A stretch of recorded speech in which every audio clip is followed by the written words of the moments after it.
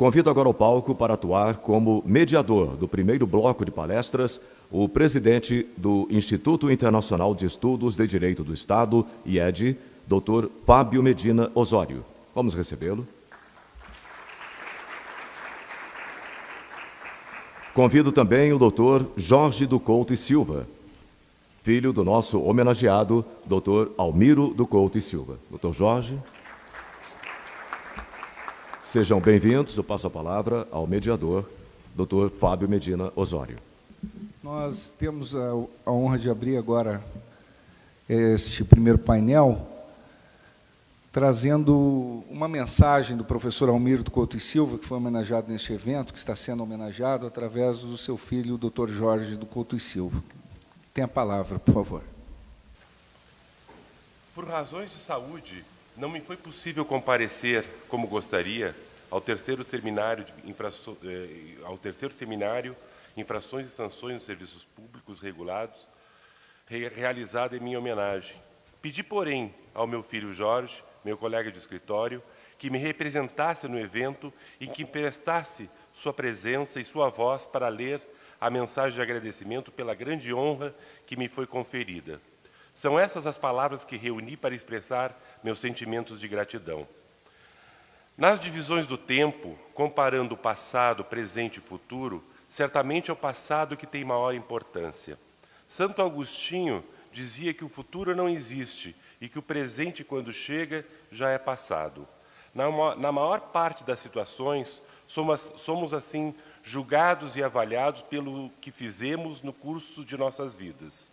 No meu caso, porém, a homenagem que me é prestada neste seminário, penso que deva muito mais ser atribuída à generosidade dos que o conceberam e organizaram do que aos traços que compõem a minha história pessoal. É ela, a homenagem, eu sei, uma decisão do Fábio Medina Osório, apoiada e aplaudida pelo Diogo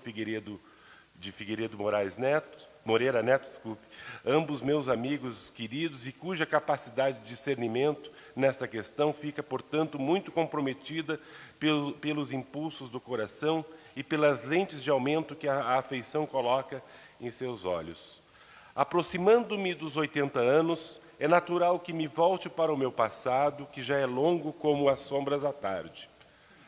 Entretanto, o que haveria no meu passado de importante para justificar esta homenagem? Entre tantas cinzas que deixei, que brasas ainda brilham. Grande parte da minha vida eu a dediquei ao direito. Instigado por alguns mestres excelentes que tive na Faculdade de Direito da Universidade Federal do Rio Grande do Sul, dentre os quais destaco a figura ímpar de Rui Cirne Lima, e por outros que conheci primeiramente nos livros, como Pontes de Miranda, cujo monumental tratado de direito privado começou a ser publicado na década de 50 do século passado. Fui levado a procurar conhecer melhor o direito romano e o direito alemão. Assim, com alguns anos de formado, pleiteei e obtive bolsa de estudos de instituição do governo alemão para estudar na Universidade de Heidelberg, nos anos de 1962 e 63. Lá na famosa universidade, fui aluno na disciplina de Direito Romano do Gerardo Brodini, jovem jurista originário da Suíça italiana, sucessor de Wolfgang Kunkel, um dos maiores romanistas alemães do século XX, e na disciplina de Direito Administrativo de Ernst Forsthoff, o grande administrativista germânico no período do pós-guerra. Retornando ao Brasil, reassumi o exercício do cargo de procurador do Departamento Autônomo de Estradas e Rodagens do Estado do Rio Grande do Sul, de que me licenciara para estudar no exterior, e exerci desde então a advocacia de Estado, geralmente na função de consultoria, até minha aposentadoria como procurador do Estado do Rio Grande do Sul. Fui assim, a convite de Paulo Brossard, quando titular da Secretaria do Interior e Justiça, consultor jurídico daquela secretaria. Posteriormente, por indicação de João Leitão de Abreu, fui nomeado em substituição membro do Conselho de Serviço Público, órgão concebido à imagem e semelhança do prestigioso Conseil d'État francês, com a atribuição específica de colaborar na elaboração dos atos normativos do Poder Executivo gaúcho e também de realizar o controle de legalidade dos atos administrativos daquele poder. Os pareceres em que aqueles atos eram examinados vinham sempre publicados no Diário Oficial do Estado. É óbvio, porém, que esse órgão nunca teve e nem poderia ter a competência jurisdicional do símile francês. Concomitantemente, passei a exercer o magistério jurídico, pouco depois de haver regressado da Alemanha, após um breve período em que lecionei Direito Romano na Faculdade de Direito de Caxias do Sul. Fui convidado pelo desembargador Baltazar da Gama Barbosa para lecionar Direito Romano na Faculdade de Direito da Pontifícia Universidade Católica, de que era diretor. Não demorou muito a que o professor Eupídio Paes, catedrático de Direito Romano na Faculdade de Direito da Universidade Federal do Rio Grande do Sul, por sua vez, também me convidasse a ser seu assistente naquela cadeira. O professor Eupídio não era apenas um notável latinista, profundo conhecedor da língua e da literatura latina, matérias por ele também lecionadas na Faculdade de Filosofia da URGS, como igualmente tinha vulgar domínio da história e das instituições de direito romano. Passei após a lecionar Direito Administrativo na Universidade Federal do Rio Grande do Sul, em razão de aprovação em concurso público em que obtive o primeiro lugar. Na mesma instituição do ensino superior, fui diretor de faculdade e após coordenador de programa de pós-graduação em Direito da URGS. Mesmo aposentado, continuei a participar do programa de pós-graduação por mais de uma década como colaborador voluntário, presidindo seminários e orientando dissertações e teses de mestrado ou de doutorado, bem como integrando bancas de mestrado e de doutorado. No tocante à minha produção jurídica, devo dizer, desde logo, que nunca escrevi um livro, lembrando certos compositores que nunca compuseram uma sinfonia ou uma ópera, preferindo ficar no território mais restrito da música de câmara, ou de escritores que nunca escreveram um romance, só escrevendo contos e crônicas. Pois eu limitei-me a escrever ensaios, artigos e pareceres, alguns deles sobre matérias de direito privado ou de histórias de direito, mas a grande maioria versando temas de direito público, especialmente de direito administrativo. Alguns desses trabalhos tiveram certa notoriedade, ganhando destaque em obras doutrinárias e, mais tarde, na jurisprudência dos tribunais, especialmente na do Supremo Tribunal Federal e do Superior Tribunal de Justiça. Refiro-me particularmente aos meus ensaios sobre o princípio da segurança jurídica, na vertente da proteção da confiança, em contraste com o princípio da legalidade, que foram trabalhos pioneiros no Brasil, como é geralmente reconhecido, mas cujo mérito principal foi o de haver trazido para o cenário jurídico nacional ideias e princípios já revelados em outros países, como a França e a Alemanha, e que servem como limites ao poder-dever que tem a administração pública de invalidar seus atos administrativos e legais. Tratava-se, na verdade, de quebrar velhos paradigmas, consagrados, inclusive, nas súmulas 346 e 473 do Supremo Tribunal Federal, amparadas em forte tradição civilista que remonta ao direito romano.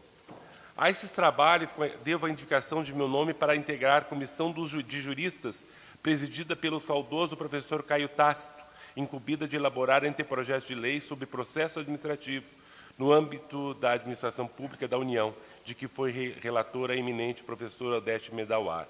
O anteprojeto converteu-se sem alterações em projeto de lei, que também, sem alterações, foi aprovado pelo Congresso Nacional, dando nascimento à Lei 9.784, de 9 de janeiro de 1999.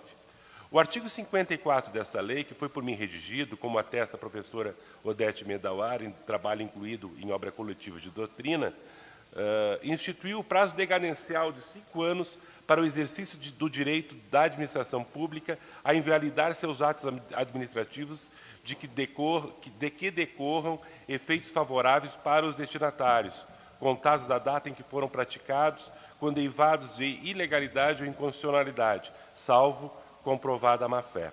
Ainda no concernente à boa-fé no direito administrativo e à proteção da confiança na área do direito econômico e da responsabilidade extracontratual do Estado, relacionada com planejamento econômico, escrevi 2 artigos que também considero pioneiros no direito brasileiro, publicados, respectivamente, na Revista de Direito Público, 63, de julho-setembro de 1982, e na Revista de Direito Administrativo, RDA, 170, outubro-dezembro de 1987. E, finalmente, levando a exame da proteção da confiança aos contratos administrativos e a responsabilidade pré-negocial e a culpa em contraendo.